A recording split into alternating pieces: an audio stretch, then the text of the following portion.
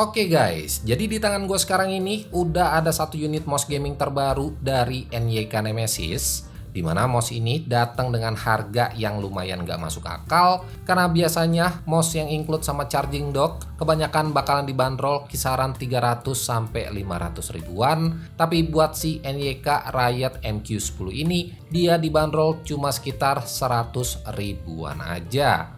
Nah, mouse ini jadi mouse gaming dengan charging dock paling affordable yang pernah gue temuin. Bahkan nggak cuma sekedar murah aja, tapi secara spek, mouse ini udah lumayan oke buat sebuah mouse gaming yang ada di kelasnya. Oh iya, buat si NYK Riot MQ10-nya ini juga datang dengan dua pilihan warna, yaitu putih dan juga hitam. Sedangkan buat kelengkapan dari paket pembeliannya nanti, di sini kalian bakalan dapetin satu unit mouse gamingnya, terus ada satu unit charging dock, satu kabel USB Type-C, dan yang terakhir kalian bakalan dapetin satu kartu garansinya juga. Oke, kalau buat unitnya sendiri, mouse ini punya ukuran yang menurut gua nggak gede-gede banget. Buat dimensinya pun ini cuman ada di 120 x 63 x 38 mm aja, yang dimana buat tangan gua ukuran segini udah termasuk pas, nggak berasa kekecilan dan nggak berasa kegedean juga. Nah, buat bobotnya sendiri ini juga udah ringan, ada di 60 graman aja. Sedangkan buat bentuk atau shape yang dipakai di sini menggunakan ambidextrous. Jadi buat kalian para pengguna mouse kidal, ini bakalan cocok banget buat kalian pakai. Oh iya, buat build quality yang ditawarin ini udah termasuk oke dan gak berasa murahan juga. Tombol-tombol yang dikasih juga berasa kliki. Palingan yang jadi catatan cuman ada di bagian tombol sampingnya aja, karena pas waktu gua pencet dia itu berasa ngambang dan lumayan dalam. Dan hal-hal begini sebenarnya nggak bisa dijadiin deal breaker juga, mengingat harga yang dikasih udah termasuk murah. Jadi buat urusan tombol sampingnya tadi menurut gua masih bisa dimaklumin. Nah, kalau buat urusan detailnya sendiri, di bagian bawah sini ada satu buah switch buat power on off-nya. Terus di sebelah kanan sini ada satu tombol buat gonta-ganti koneksinya nanti. Dan buat Bluetooth-nya sendiri, ini bisa kalian koneksiin langsung ke dua device yang berbeda. Lanjut di bagian bawahnya ada dua pin buat urusan charger ke charging dock-nya tadi. Terus di sini NYK juga udah kasih kita slot buat taruh si dongle-nya nanti.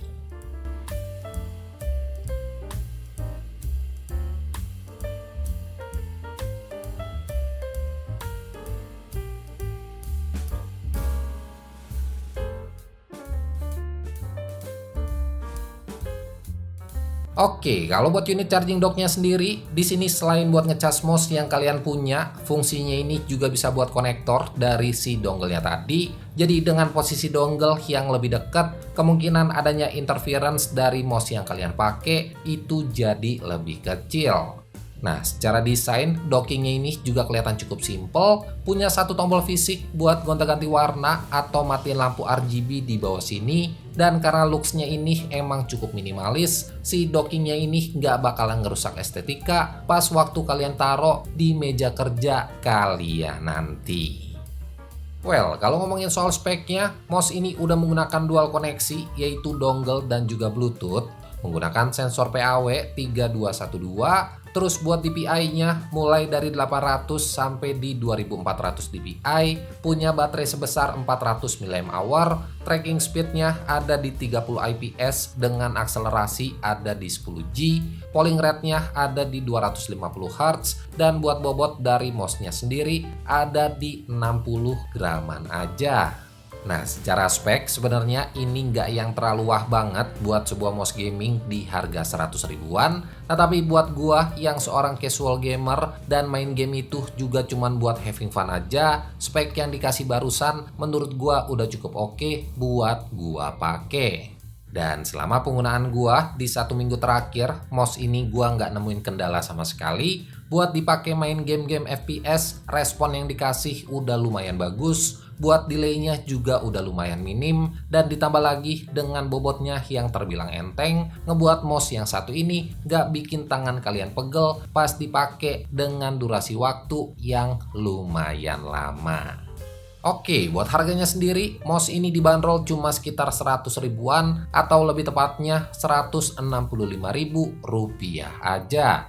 Nah, jadi buat kalian yang emang lagi cari-cari mouse gaming di range harga 100 ribuan, punya spek yang lumayan oke, terus udah wireless dan udah support sama charging dock juga, gua rasa mouse yang satu ini bisa jadi opsi yang menarik buat kalian coba. Well, mungkin segitu aja video singkat gua buat hari ini. Jadi like aja kalau kalian suka sama videonya dan share juga ke teman-teman kalian kalau video ini bermanfaat. So, gua Andri dari Good Stuff ID pamit. Sampai ketemu di video-video selanjutnya.